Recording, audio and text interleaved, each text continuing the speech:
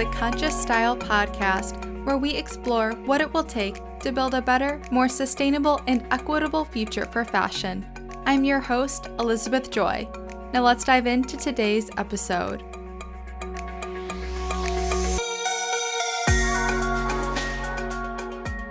Hey there, welcome back to the Conscious Style podcast. This is the very first interview of the show, and I am super pumped about it because often in the sustainable or slow fashion movement, we talk a lot about the importance of wearing the clothes we already have more and investing in fewer, better, higher quality things.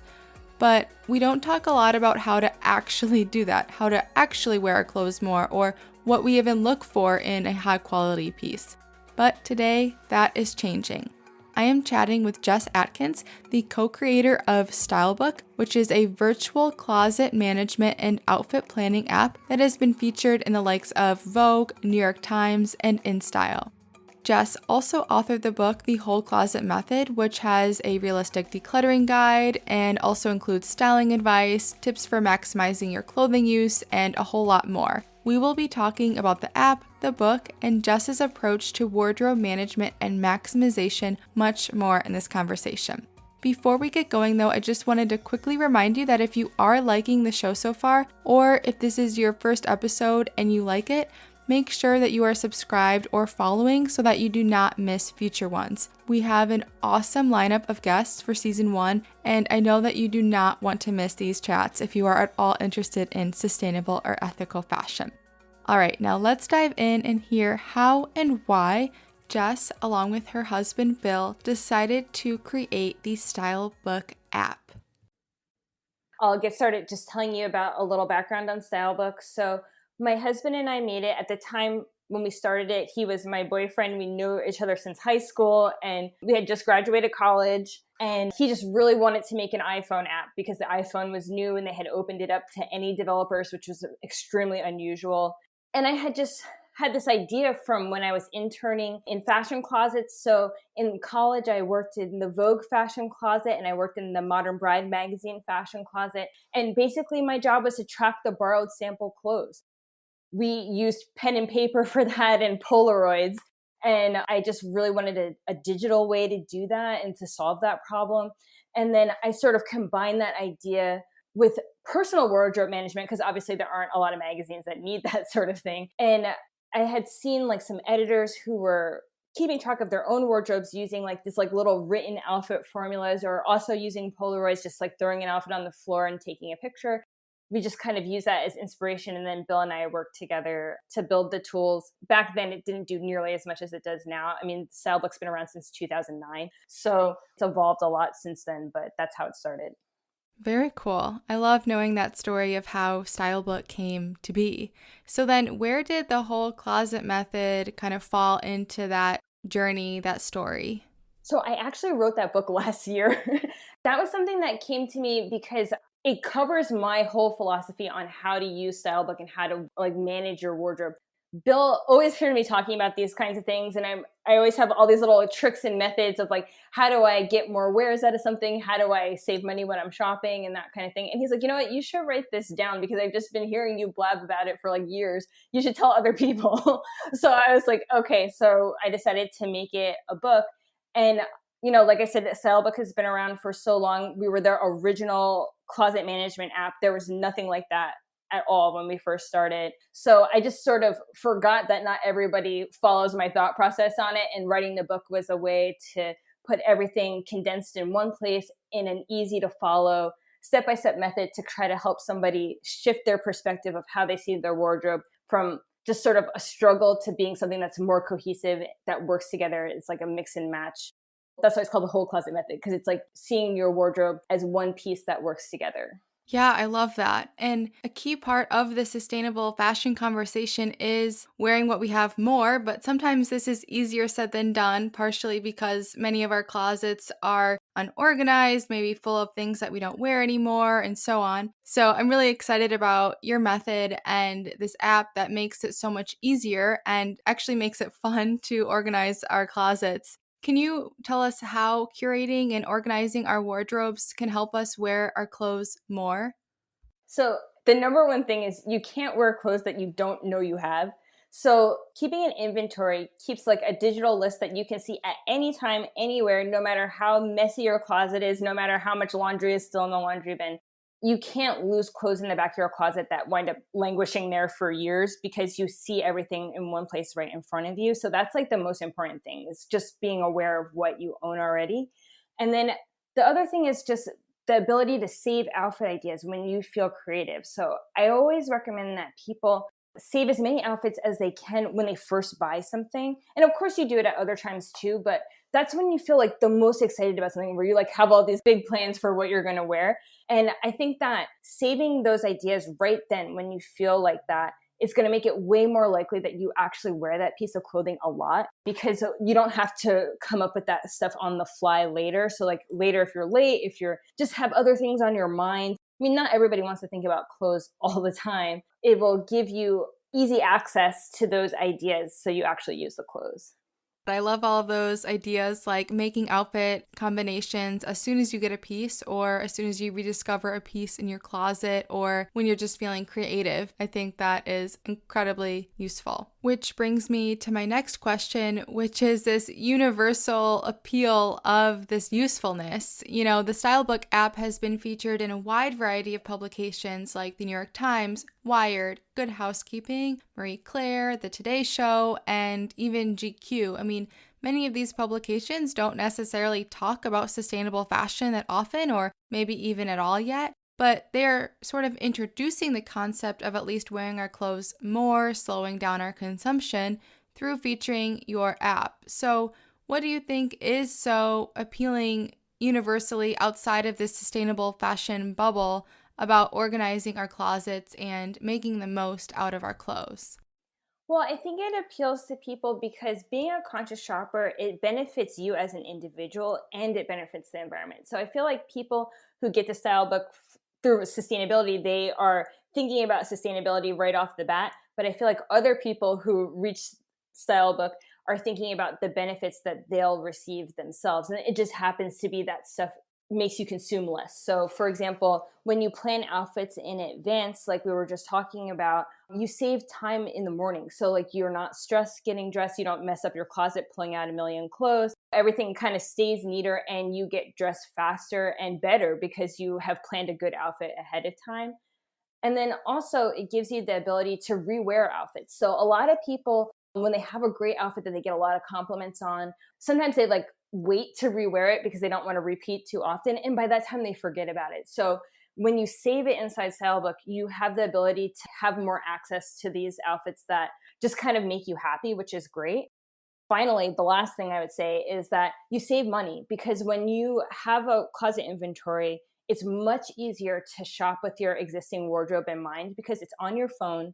If you're sitting on the couch and you're online shopping, you have your phone with you. You can quickly look. You could even try items with your existing wardrobe inside Stylebook. And even if you're out at the store, you can browse through your closet and see, do I already own this thing? You can easily avoid a duplicate purchase. And you can also just make sure that the stuff looks good with what you have. A trick that I like to do is to look at my style stats and see what have I been wearing the most for the past 3 to 6 months.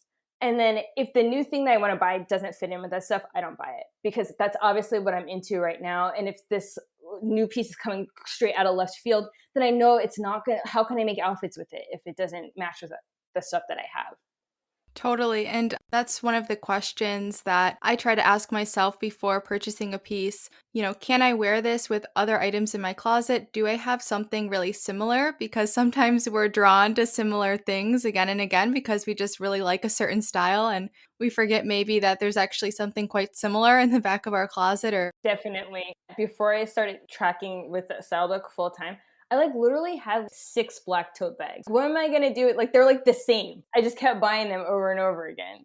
yeah, and I feel like situations like that are not uncommon. So could you tell us a little bit more about the stats in Stylebook that help people avoid things like that? Sure. This is like one of my favorite parts of the app. So there's over 20 stats available. So you can see things like the 50 things that you added the most recently. So if you're trying to reduce the amount that you're shopping, you want to hold yourself accountable. That's a really good stat for that. You can see what you wear the most and what you wear the least, sort it by time. So you could say the default is all time. So as long as you've been using Stylebook, but you can also limit by the last couple of weeks. You can limit by the last couple of months. You can do the last 6 months. And that is going to really help you. One, if you look at least worn, maybe there's some things that you want to try to wear more, like give it a second chance. And two, if you're wearing things a lot, like I said, it can help you with shopping and stuff like that. Also, a really popular one is cost per wear. So cost per wear is going to help you determine like the value of an item. If you have a really expensive piece of clothing, but maybe you've worn it a lot because it's a high quality, it looks really good, you can see each time that you wore that thing, it's like divided into the price basically. And then maybe it actually didn't cost as much as you think. For my own closet, one of the most expensive things I've ever bought is a winter coat. And the cost per wear is under $1 now because I bought it like 5 years ago. That coat at the time felt extremely expensive. It was like $600. Like I said, I've never bought anything that expensive in my life. But if I had bought a $200 coat every year, I would have actually spent more. I wind up with something more high quality, beautiful, fits better. I get compliments on it all the time, even now. And it still looks good. I'm going to wear that coat again next year. So like that is a really, really helpful stat. And it also is revealing for cheap clothes because sometimes things that are really inexpensive, they don't last that long. A $10 dress, maybe you literally only got to wear it once before you washed it and it went bad. That is a real eye opener for that.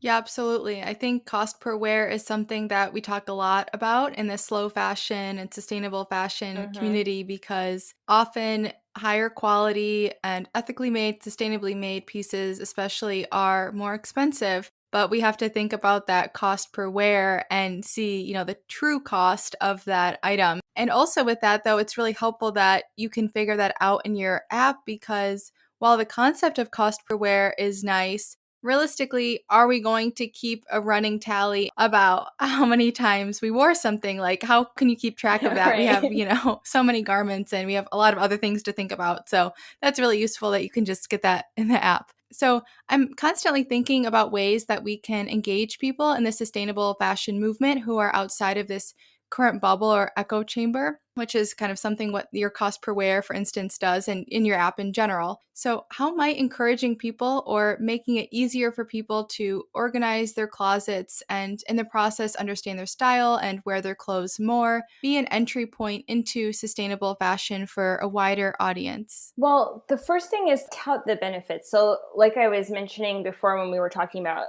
other publications I've talked about Stylebook before, is that organizing your closet and planning outfits, it's like fun. And like sometimes people enjoy fashion, but they don't know how to interact with it beyond shopping. And it gives a really clear way for people to engage with fashion without spending money. So it's a really awesome opportunity to basically enjoy yourself, experience style, and see what you can do with your own closet. Because it's amazing sometimes the number of outfits that can be made with what you already have. For me personally, I think sustainable fashion is all about establishing a new perspective and a new mindset on fashion. So I like to tell people to shift their mindset away from acquisition and shopping into creativity. You want to focus more on styling, remixing, making capsule wardrobes, mini capsule wardrobes within your larger wardrobe. And Stylebook's tools help support those choices and make it fun and easy to do that. The last thing too is, in particular for the online fashion sustainability community, it often has a really specific aesthetic. There's a lot of neutral colors, there's very particular silhouettes, and it's often very casual. Or maybe it's not always casual. I suppose there's also a more like eclectic thrifting aesthetic where there's like a lot of colors and patterns mixed together, but that doesn't appeal to everyone's style. And I feel like focusing more on the lifestyle changes of sustainability entices more people to join. Because I think sometimes they see the sustainability aesthetic, they think, oh, that doesn't fit my style, or they feel like they have to buy all new clothes or something to fit in. And I think that instead of focusing on the look, because sustainability doesn't have a look, even though online it seems like it does, but it really doesn't. It's more about the choices that the person is making. And like I said, Stylebook has a lot of tools to support those choices. And I feel like that's a really good way to encourage people to make that mindset shift. I totally agree with you that, sustainable fashion needs to be more about this mindset shift rather than consuming certain things. One of the most common things that I get when I talk about sustainable fashion, particularly in my real life, offline life, people say, oh, but sustainable fashion is too expensive. And I always have to say, well, sustainable fashion isn't just about buying from brands doing things more sustainably. Of course, that can be a part of it. And when you are making an intentional purchase, it's great to support these brands if you find something that you really love, but it's about so much more than that. So I love that your app is making it easier for people to make the most out of what they have, because I do think that it's the first change for people on their sustainable fashion journey, but it can be difficult. So on that note, do you have any advice for listeners who want to optimize and organize their closet a little bit better so that they can maximize their clothing uses? Well, like you were just saying, like wearing the clothes that you have more is the most important thing that you can do. I mean, first of all, you bought them because you like them. So like you should just go ahead and just use the clothes that you have. And then on top of that, definitely use a tool like Stylebook to help on the journey, because keeping a wardrobe inventory, like you said, trying to remember how often you wore things. Like a lot of people are totally convinced that they can just do that in their mind, but trust me, they can't. Like it's too hard to accurately remember that stuff. And I know that because a lot of people write to me every single day and they're totally shocked and surprised by the stats that they get in their closet. They're like, oh, I swore that I wore this blazer like every other day. And it turns out they haven't worn it for half a year. That kind of stuff, you really, really need to actually collect closet data on it. The easiest way to do that is very slowly over time when you're not even thinking about it. As you record the outfits inside Stylebook is automatically tallying the statistics up for you. Things like the total value of your closet, so like the dollar amount you spent on clothes, I mean, it's always like way, way, way more than people think that it is.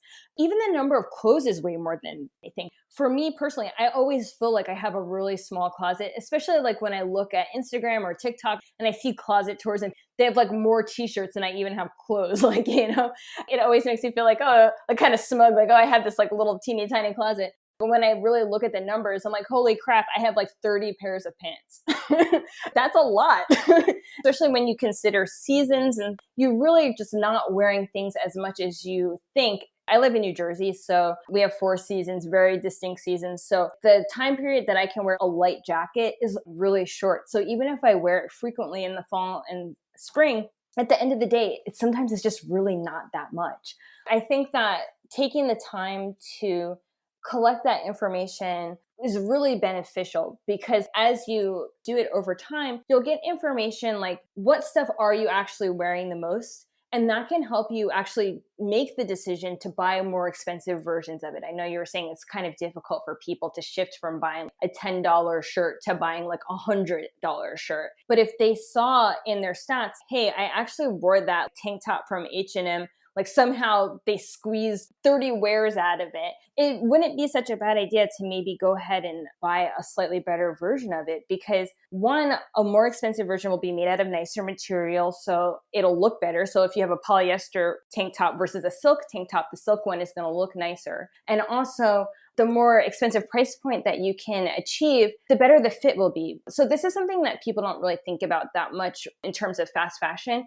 But because the clothes are so cheap, the retailer does not have the resources to do complicated pattern construction. They don't have the resources to use fit models to make sure that the piece actually really looks good on a person in real life. Those kinds of clothes just aren't going to fit as good as a retailer who has the resources and time to make sure that the fit is accurate and flattering. And so buying a more expensive piece is going to benefit you because it'll last longer and it'll look better. And then also it'll benefit the environment because you won't be replacing it all the time. It's a gamble of whether or not something that is from an inexpensive retailer will last. I have like sweatpants that I bought from Old Navy when I was a cheerleader in high school. Some things will last a long time, but you really just can't tell. Like you don't know what will last and what won't in terms of fast fashion. So I wouldn't fall back on that and say like, oh, well, it might be okay. Instead, I still try to buy a better quality. You can learn what makes something good quality. One of my favorite books is called Looking Good Every Day, and it's by Nancy Nix Rice. And she actually talks about like clothing construction and how to identify clothes that are made well. It has very distinct things like how is the seam finished? Is there a French seam and stuff like that? Those kinds of things will help you identify clothes that last longer. Yeah, that's a great tip and a great resource. I'll definitely link that in the show notes because we often say, look for high quality garments, make sure what you're buying is of quality. And then people will be like, but what is quality? How do I even know? With the rise of fast fashion and many other brands and retailers who aren't even technically fast fashion, but are just speeding up their process and trying to produce more and more and get the prices lower and lower, we have lost that attachment a bit to what it means to even buy quality clothes. So that's a really good tip. Like I actually learned about it by taking sewing class. I didn't even intend for that to be what I learned in sewing class. But when you're learning to sew, the instructor will teach you a lot of different finishes. And like they'll even tell you why this is going to make the garment fall apart if you don't do a certain thing a certain way. If the buttonholes aren't sewn correctly, your shirt is going to be crooked when you put it on. And sometimes I actually see things like that when I'm out in the store. I'm like, wow, this was actually constructed very badly. If you have a shirt where the sleeve twists, like, you ever had that, like, where like, you have like a jacket and you're like, why is the sleeve like always like in my armpit? It's because the sleeve was attached incorrectly when they made it. There's nothing that you're doing. It's because it was poorly sewn. Or like certain fabrics always shrink after you wash them, even in cold water. If the company doesn't pre-wash their fabric, if it's very inexpensive, you can guess they probably didn't spend the money to pre-wash it. So then you might wonder, like, why I wash it on cold? Why are these things always shrinking? And once again, it's not your fault. It's the way that it was made. Yeah, that's so interesting. So first, wearing out what you have is definitely this, I think, first step to shift into this sustainable fashion, slow fashion mindset, because sometimes they'll be used to the fast fashion consumption cycle, and then they'll just shift to more eco-conscious options, whatever that might be. But that then you sort of miss this opportunity to learn and this opportunity to shift and slow down and see what a holistic, sustainable fashion mindset is all about. There's something really interesting about that. Like when you're saying slow down, sometimes I recommend people just take a little bit of a shopping break and get to know the clothes in their closet. So when they're starting their inventory, I recommend don't shop for anything for a while, because there's probably good stuff that's hidden in their closet they totally forgot about. Sometimes taking the time to figure out which pieces do they actually enjoy wearing from what they already own. I don't know if you feel this way, but sometimes in the past when I used to shop too much, I felt like I was always chasing a better outfit. I think that doing that, you'll never be satisfied because you don't actually take the time to figure out what worked and what didn't. You're sort of always chasing the next thing. What advice do you have for people who are looking to make outfits out of their existing clothes in their wardrobe? Maybe they're convinced that they want to buy less, make the most of what they have, but they're just feeling uninspired. Do you have any tried and true tips that you would give somebody? Oh my gosh, definitely. This is my favorite thing to do. So there's two things that I really, really, really like.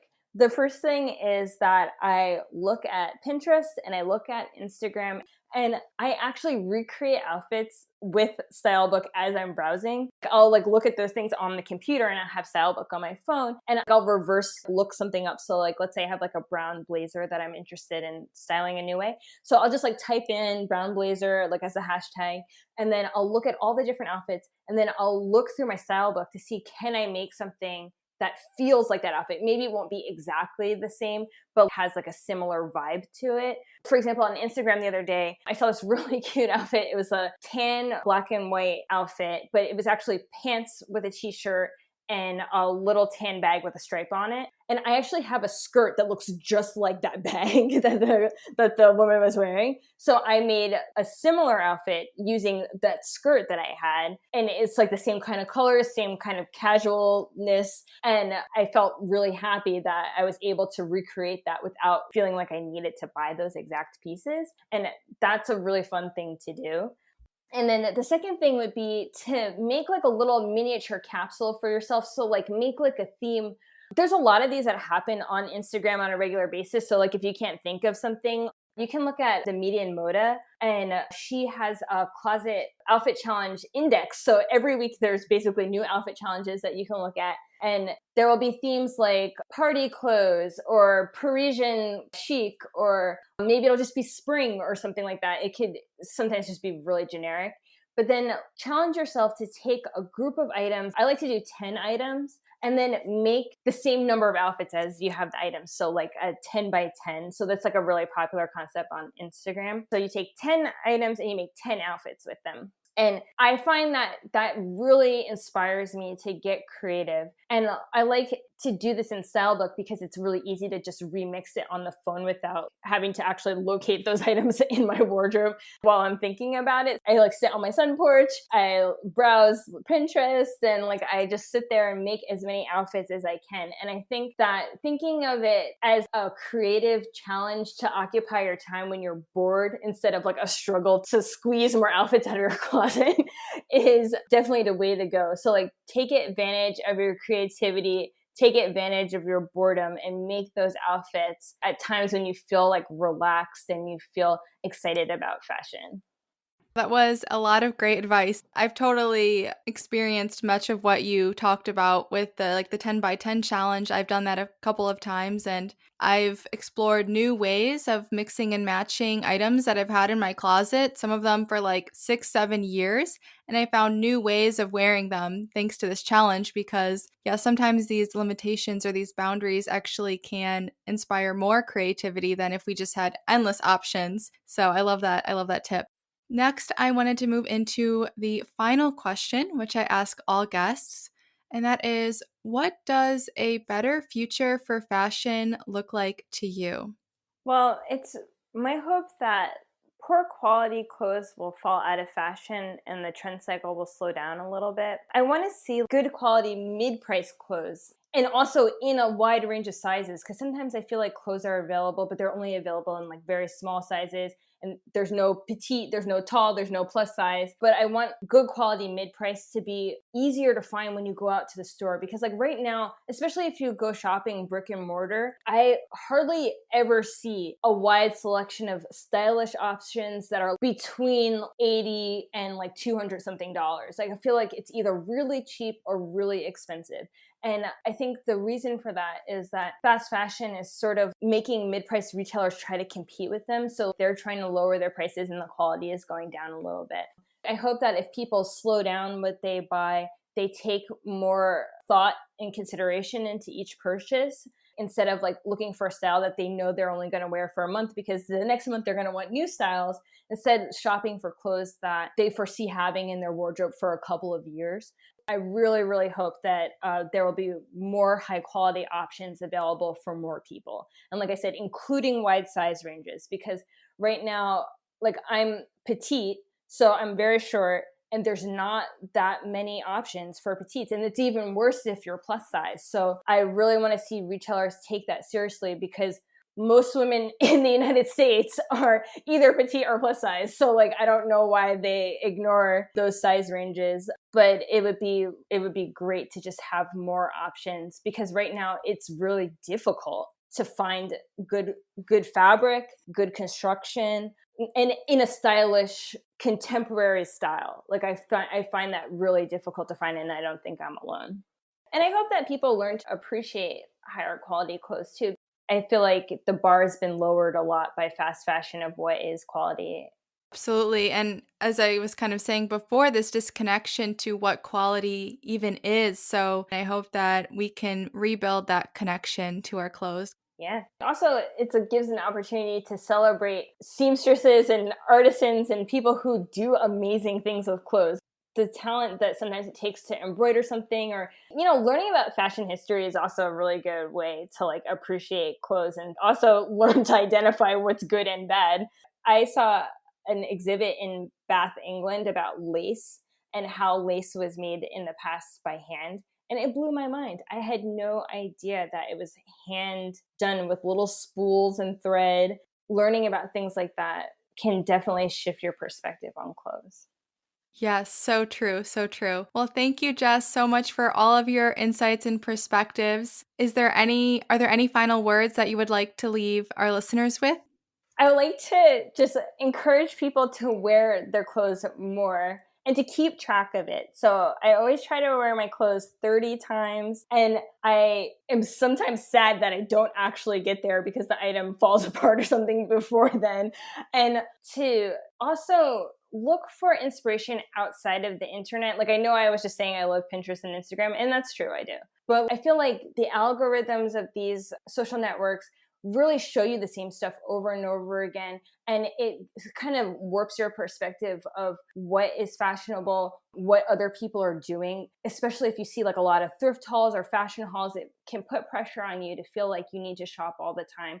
So I want to encourage people to also include in their fashion inspiration museum exhibits on fashion documentaries and television shows, and print magazines, because those things are going to open up a new world to you that is not tailored to you and what you've clicked on before. And I think that also helps people just shift away from feeling the need to shop all the time. And I can't emphasize that enough.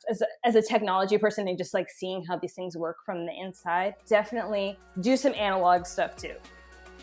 And that's a wrap for this episode. Be sure to take a look at the episode description in your podcast app for the links referenced in this episode, as well as the various links to learn more about today's guest. For the full transcript of this episode, you can head on over to consciouslifeandstyle.com and navigate to the podcast section of the site. The link to the full show notes should also be linked in whatever podcast app that you are listening on.